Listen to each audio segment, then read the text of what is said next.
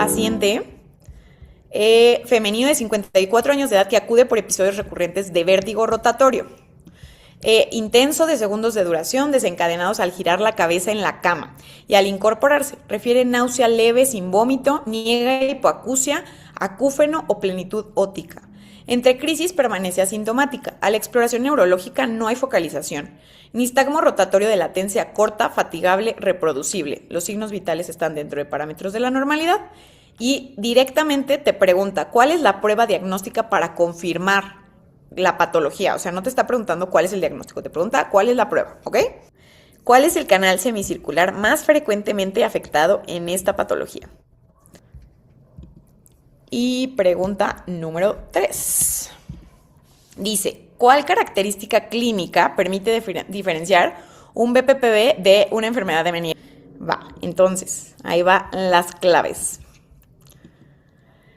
Vértigo postural paroxístico benigno. Si les van a poner un caso de vértigo, yo les puedo firmar que les ponen un vértigo postural paroxístico benigno. Se los puedo firmar, pero obviamente es su deber identificarlo. No me vayan a decir, no, yo solo contesté vértigo postural porque qué tal que no es, ¿verdad? Entonces, pero si uno se tiene que aprender es este, definitivamente. Es la causa más frecuente de vértigo periférico. Afecta de los 50 a los 60 años con mayor frecuencia, pero puede ser en cualquier edad. El 90%, hasta el 60, del 60 al 90% es por una afectación del canal semicircular posterior.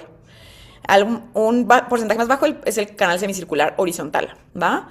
En cuanto a la etiología es idiopática, literalmente, pues es normalmente nosotros decimos que los otolitos se están moviendo o se desacomodan de su lugar. Y en cuanto a secundarias, también se puede relacionar con trauma, con desórdenes del oído interno, con neuronitis vestibular o migraña. También puede relacionarse, pero en general es algo como súper aislado. De la nada el paciente le va a dar.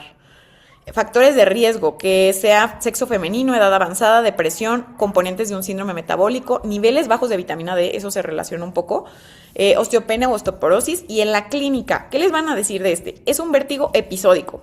Súbito, recurrente y desencadenado por cambios de posición. O sea, fíjense el nombre de la enfermedad. Postural, paroxístico y benigno. Entonces es postural, se desencadena por la postura. Paroxístico, dura poquito, vuelve y va, vuelve y va. Benigno, no tiene ni nada que ver con ninguna patología. De pronto los pacientes se espantan un montón de que, ¿qué es esto? La mayoría piensan que les da un infarto en el cerebro. No, nada que ver, es completamente benigno, ¿ok? Entonces, ¿cuál es su labor en primer nivel de atención? Esto 100%, o sea, obviamente para nosotros como otorrino, pues al hospital llegan muchos pacientes con crisis vertiginosas. Nuestra labor y en cualquier nivel de atención es reconocer que un paciente no esté teniendo un vértigo de origen central. Eso es lo principal. Ya determinar la causa del vértigo es labor del otorrino, definitivamente, si se habla de un vértigo periférico. Pero lo principal es que sepan distinguir cuando un vértigo es central y cuando un vértigo no es central, ¿ok? Si un vértigo es central, obviamente el manejo en primer nivel de atención es mandar al paciente a urgencias, ¿ok? En un vértigo posicional postural paroxístico benigno lo pueden tratar en primer nivel de atención, ¿va? ¿Cuáles son los desencadenantes? La rotación rápida de la cabeza en relación con la gravedad. O sea, les van a decir que cuando se agachan y se levantan es cuando les da más. Cuando ruedan sobre la cama, cuando se paran muy rápido. Tienen un nistagmo con latencia. ¿Qué significa que tenga latencia? ¿Alguien sabe?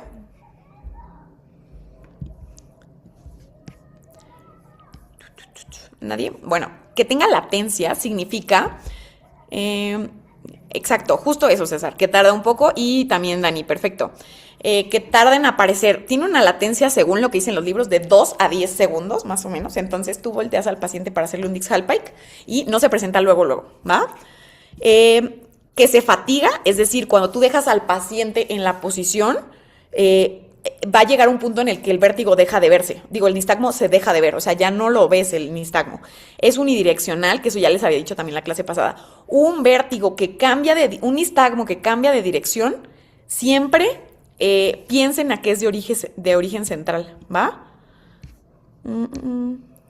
Y justo me preguntan, ¿cuáles son los datos clave de un vértigo de origen central? Ahí van los datos clave. Te van a decir que es un nistagmo que cambia de dirección, o sea, es un nistagmo que de pronto va a un lado y de pronto va al otro, que es un nistagmo vertical, eso te van a decir 100%, un nistagmo que no se fatiga, o sea, continúa, no tiene latencia y Esos son los principales datos que te van a decir de un nistagmo. Hay como varias pruebas que nosotros hacemos, pero en términos generales les van a decir, les van a hablar, si les pudiera decir tres palabras, es vertical, que cambia de dirección y que no se fatiga. Eso les diría de un vértigo central, ¿vale? Y la audición de estos está normalísima, normalísima. Eh,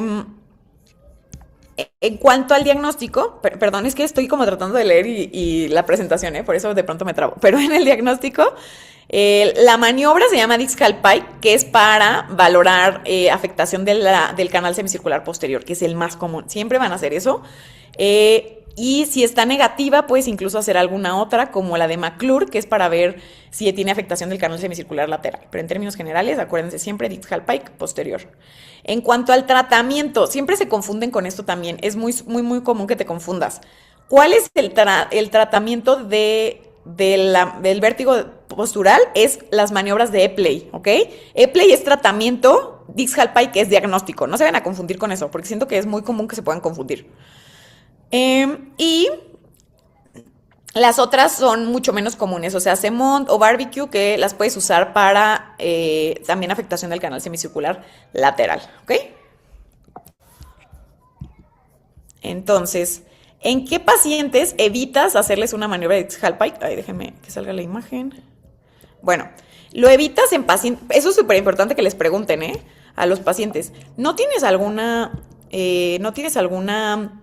problema en la columna? Porque como los vas a manipular un montón, que no tengan cifoescolosis, movilidad cervical limitada, síndrome de Down porque tienen algunas alteraciones vertebrales, artritis reumatoide muy grave, radiculopatía, enfermedad de Payet, enfondilitis anquilosante o daño en la médula espinal y obesidad mórbida.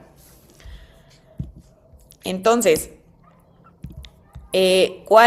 los episodios recurrentes provocados de vértigo, hay como dos variantes que podemos encontrar. Por los cambios de postura, que es un vértigo postural paroxístico benigno, o por cambios de presión. Para mí, o sea, yo creo que les pusieran un caso de una fístula perilinfática o una dehiscencia del canal semicircular posterior, estaría manchadísimo. O sea, yo lo esperaría en mi examen del consejo, nunca en el ENARM. Pero, pues, si lo quieren saber o si quieren algún dato extra de cómo se ve un paciente con una fístula perilinfática, les van a decir que tiene que cuando hacen una otoscopía neumática, que no sé si alguna vez hayan visto esos otoscopios, ya son muy viejitos, pero tienen como literal como una perillita para aplicar presión y lo que sirven es para ver que la membrana se mueva o no con la otoscopía. Eso se llama otoscopía neumática. Durante esa maniobra, los pacientes se marean por la presión, ¿va? Entonces te pueden decir eso o te pueden decir que con los ruidos muy fuertes se marean también, ¿ok? Entonces, eso, les digo, es información demasiado extra para ustedes, pero si lo quieren saber, se llama fenómeno de Tulio. Y esas patologías, el tratamiento es quirúrgico 100%, eso es 100% referencia al otorrino, nada de primer nivel. Y lo que sí es de primer nivel es que sepan que el tratamiento para un vértigo postural paroxístico benigno es con una maniobra de Epley, para el del canal semicircular horizontal es con un Lempert y los tienes que mandar a rehabilitación, ¿va? Incluso hay pacientes que están muy sintomáticos, les puedes decir que usen collarín algunos días, collarín blando, como un reminder nada más de que no tienen que estar moviendo el cuello. No es tanto como que necesiten estar inmovilizados, solo para como que no estén moviendo el cuello. Eso les puede servir un poquito.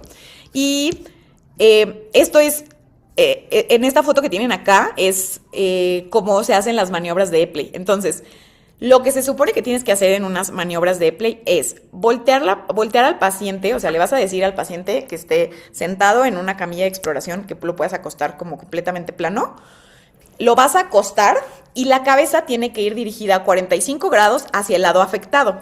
¿Qué va a pasar en ese momento? Tú le desencadenas en ese momento vértigo.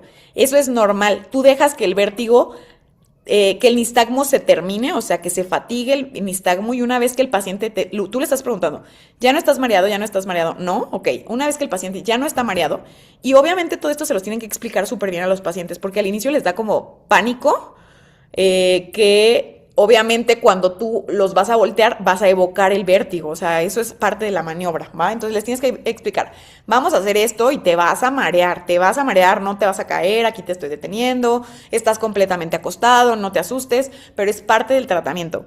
¿Cuál es el tratamiento literal? Es las maniobras de Epley, o sea, reposicionar a un paciente, ese es el tratamiento de un vértigo postural, ¿va? Muchas veces, no saben cuántos pacientes llegan con nosotros con un mes usando difenidol, ya les había dicho eso. Realmente no, o sea, el tratamiento son las maniobras de Epley. Una vez que lo giras de un lado, se fatiga el nistagmo, lo giras para el otro lado completamente diferente, o sea, hacia el otro lado, y luego, igual, el paciente se va a marear, no tanto como del otro lado, pero se va a marear. Dejas que el paciente le pase el mareo y luego le dices que se recueste sobre su hombro, como está en la imagen, que se ponga de ladito y la cabeza tiene que estar hacia atrás, o sea, como volteando a la mesa, ¿va? Y una vez ahí, que termine, o sea, que termine el mareo, lo levantas hacia esa posición y lo dejas ahí sentadito unos segundos, ¿va?